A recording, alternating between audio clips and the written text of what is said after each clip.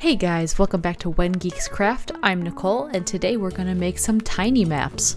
If you've ever wanted to make one of our maps but were too afraid to make one of the big ones, well, you're in luck, because these are itty bitty and perfect for a Christmas tree near you. The files are ready for you now on our Patreon. The link is in the description below. These little maps start out like every other map, in the laser cutter, but taking significantly less time. Now we're gonna head over to a new location, my actual office desk. For this project, you're gonna need a few key items. Paints of various colors.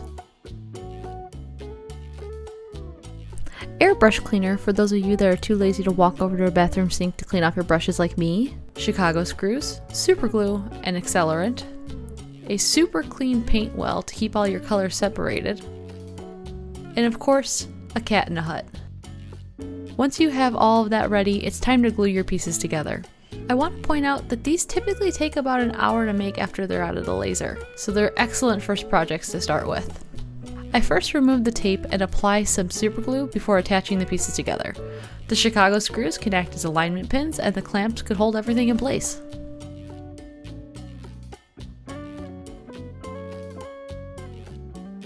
Since the engraves are really small on these maps, I used a dark tone wash to fill them with the aid of the crummiest brush I apparently have. Because I'm impatient, I pulled off the tape almost immediately after applying the wash. It's pretty easy to remove the tape on this while it's a little damp since I used pre-finished plywood.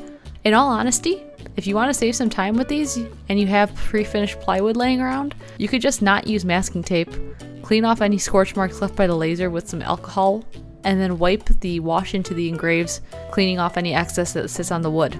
You can remove the tape step altogether if you want to, but I didn't do that, so this is how I did it. Once the tape was removed, I used some Model Air paints to mix up a light blue for the rivers. I wanted a super thin but high pigment paint to use with the tiniest brush on the planet, the Psycho. It's like 3 hairs in a $10 package, but lets you get crazy details without any trouble at all.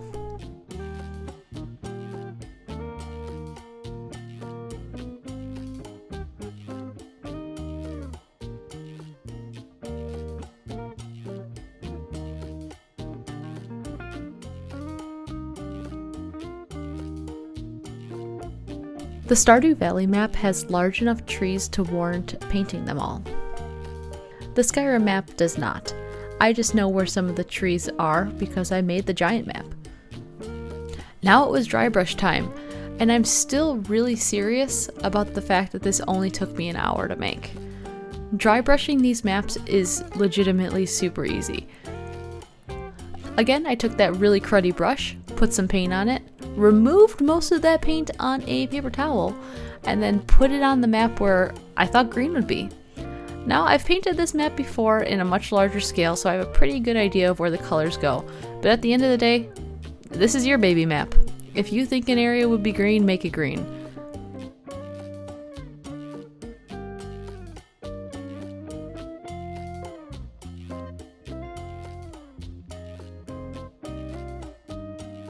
Then I used gray for the mountains,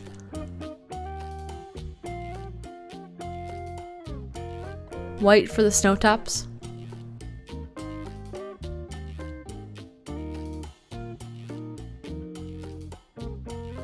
and brown to add some contrast. I just kind of added colors where I thought that they would fit and stopped when it looked done.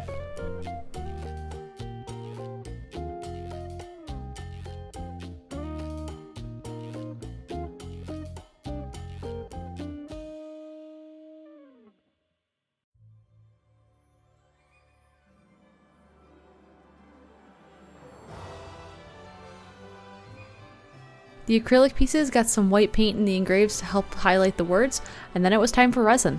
I used UV resin since the areas were really small. I bulked up most of the area with a clear UV resin, and then it came back with a really thin layer of colored UV resin.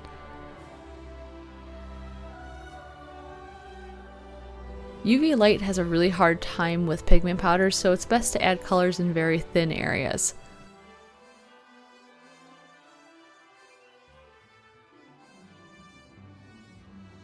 I added our signature resin swirls and then let it cure for about 2 minutes under the UV light.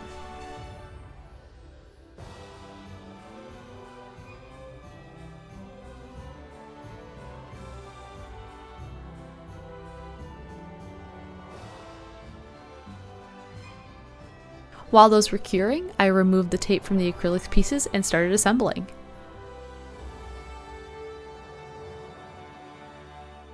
I used Chicago screws like I normally do since I have about 7 million of them laying around.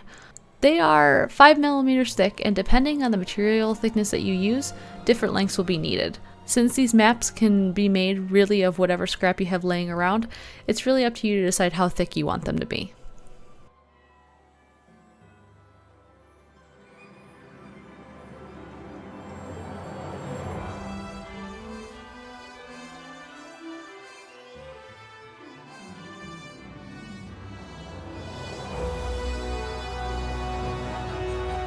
Once they're done, it's time to hang them on the tree. I want to give a huge shout out to everyone, especially our Patreon members. It's because of you guys we're able to make fun stuff like this, and we are happy to provide you guys with whatever files you might need to make your holiday season a little bit brighter. We currently have the Hyrule map, the Stardew Valley map, and the Skyrim map available as miniature ornaments. I really do want to try to make all of our map files available in these miniature format, since they are really approachable for starters, but it takes some time to convert our big maps into little maps, so eventually they'll all be available. Happy Honda Days everyone, and Merry Chrysler from us over at When Geeks Craft. See you guys next time.